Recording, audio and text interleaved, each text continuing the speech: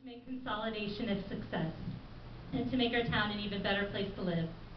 Together, we can create a Princeton that is sustainable and a place where neighborhoods retain their character and have a voice in the decision-making process.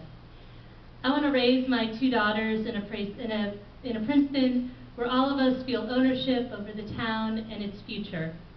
If you believe, like I do, that consolidation brings a chance for a new start, and that we need a mayor who can bring people together, then I hope you will support me.